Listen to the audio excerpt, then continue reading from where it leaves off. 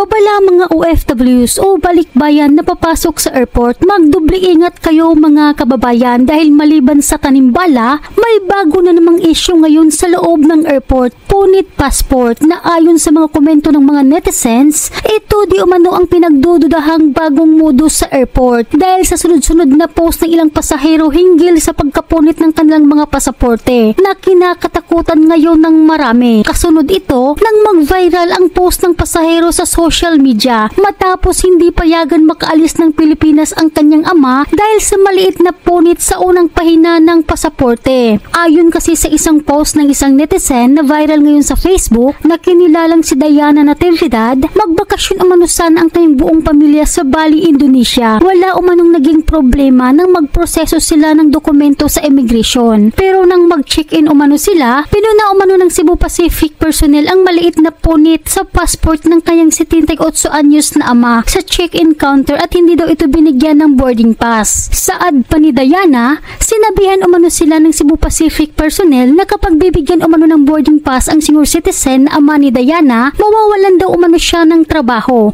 Wala na daw siyang maipapakain sa kanyang mga anak dahil 14 days umano siyang masususpinde. Tinawag ito ni Diana na emotional manipulation at isang anyo ng pagiging hindi professional. Sa kabila ng ginawa ng Cebu Pacific personnel, nakakuha umano ng boarding pass ang kanyang ama nang pumila ito sa senior citizen check-in counter. Kaya't kagad umano silang nagtungo sa boarding gate 102 na nakasaad sa kanilang boarding pass.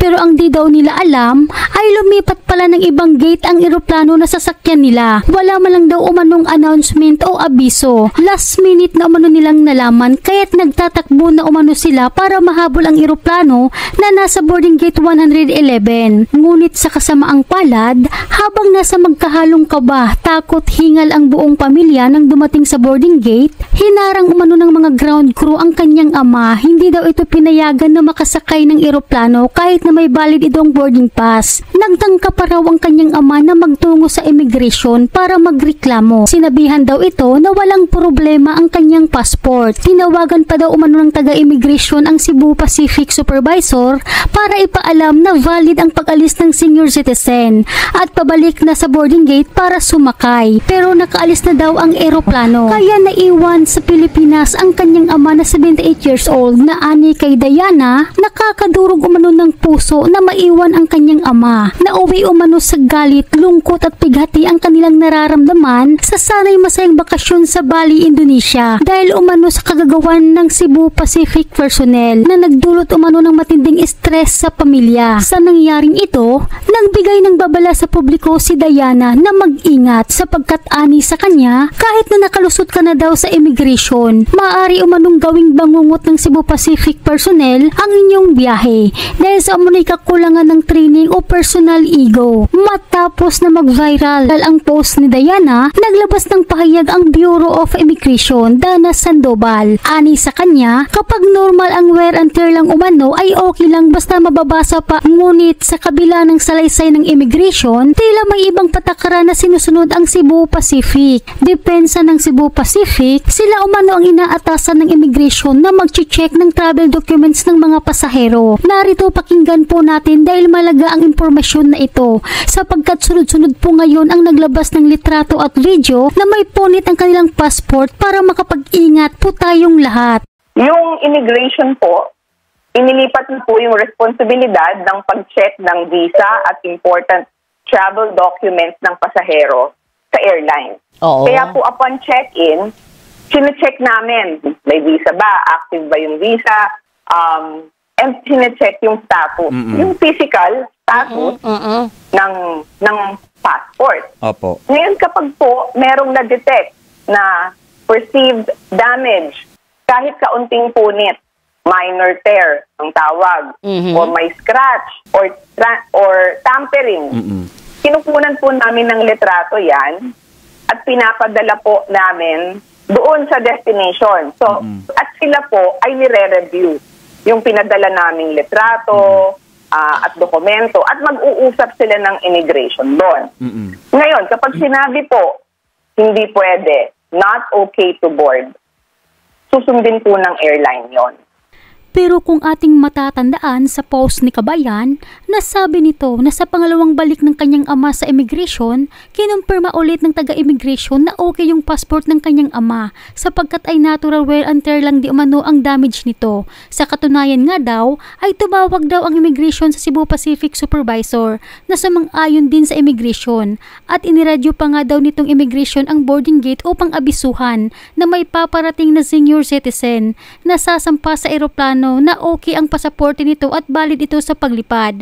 Pero ang tanong ngayon mga kababayan, sa kabila ng mga pinagdadaanan ng senior citizen, tumakbo pa nga ito dahil inilipat ang eroplano na walang abiso, bakit napag-iwanan pa rin ito ng eroplano? Tinawagan na nga ang boarding gate na antayin pero bakit hindi nila inantay? Samantala, ito naman ang ilan nating mga kababayan na nagbahagi ng kanilang karanasan na di umano'y pinunit ang kanilang passport.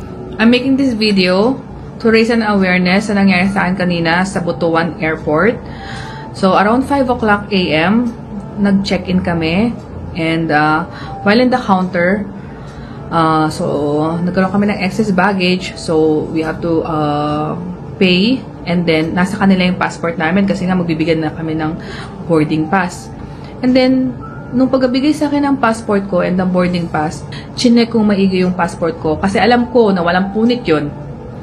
And sinabi ko, what happened to my passport? Sabi ko gano'n sa kanila. Binigay ko sa inyo ng maayos ang passport ko, kako sa kanilang gano'n. Ay, wala po kaming alam din, sabi gano'n sa akin, nagmamalinis sila. Sabi ko, huwag kayong magsinungaling. Binigay ko sa inyo na maayos to, kako gano'n sa kanila. So, ayun, hinawakan nila yung passport ko. Tinanong nila sa manager kung anong pwedeng nilang gawin. Sabi ko, kasi makakalipad ba ako kung ganito ang nangyari sa passport ko? Tapos ang sabi sa akin, yes ma'am, makakalipad kayo. Wala naman pong issue itong nangyari. Ang police nasa likod ko, airport police nasa likod ko. So, 6:40 lumipad kami. Pagdating namin dito sa Manila, lumapit ako sa PAL. Pagdating ko sa PAL Airlines staff, nagulat sila, tampered na tong passport nyo ma'am. Sabi ko, alam ko tampered na nga eh. Bakit ako hinayaan na ganun ang ginawa sa akin sa Butuan at pumayag sila at sabi nila na wala daw issue to. Sabi ko, ma'am, baka naman po pwedeng bigyan niyo ako ng anything na papel na mapagpapatunay na malinis ako at itong nangyari na to is kasalanan ng check-in counter, sabi sa akin. Dapat, ma'am, sa Butuan pa lang ginawa na yon. So, note, hindi ginawa ng Butuan Airport yun. Hindi nila ginawa yung case ko. Hinayaan lang ako ng airport police na magkaroon ng ganong issue. And then, thank God, at nag-email agad ako. So, may timestamp ako sa nangyari. And, sabi nila sa akin dito is, hope for the best na hindi naman siya maging issue. And, hayaan ako sa immigration na lumipad. Dahil total, meron naman akong resident ID. So, ngayon, ang masasabi ko lang dito sa nangyari sa akin is, yung nababasa natin sa Facebook, totoo pala yun. And nakasama ako dun sa modus na yun. Para lang aware kayo, para alam nyo yung gagawin nyo.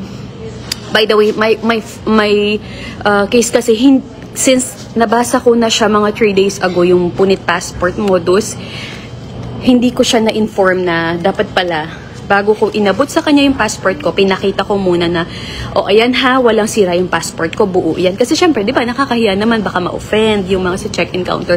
Kaya lang, wag po kayong mahihiya, wag po kayong mag-worry na baka ma-offend yung nasa check-in counter. Kasi po, okay lang yon, para masigurado nyo po na buo yung passport nyo. Or wag nyo pong iiwan or bago nyo iabot sa kanya or kahit sino po, doesn't matter kung sino yung nasa check-in counter, iabot nyo, pakita nyo na, sabihin nyo agad na, ayan ha, buo yung passport ko nang inabot ko sa'yo. Kasi po, I don't know kung ano reason kung bakit nila ginawa yun or ginagawa yun, pero hindi lang sa akin nangyari. Then nagbasa ako kahapon, nung nakalagpas na ako sa immigration kahapon, nag-check po ako sa Facebook or sa threads na, ang dami na pong nakaka-experience. Yung isa, hindi siya naka-travel totally, hindi siya nakalagpas sa check-in pa lang. So, ayun, be aware lang. And then after that, so nung pinayagan ako mag-check-in, hindi na nila ako question, hindi na, kasi talagang nilaban ko na sinabi ko, po nang maayos yan sa kasama mo. Sabi kong ganun sa kanya, okay na okay yan. Kaya paalala po mga kababayan, huwag nyo basta iwan ang inyong passport sa ibang tao. Ugaliin nyong i-check bago nyo ipahawak sa airport employee at kung maaari ay kunan nyo ng litrato o video ang bawat pahina ng passport para kung sakaling ibalik ito sa inyo ng may punit, may maipakita kayong katibayan na walang sira ang passport nang kunin nila ito sa iyo. At huwag nyo rin pong kalimutan na i-check ang passport kung ibabalik na ito sa inyo. Hanggang dito na lamang po, mag-ingat po kayo palagi kung saan man kayo ngayon.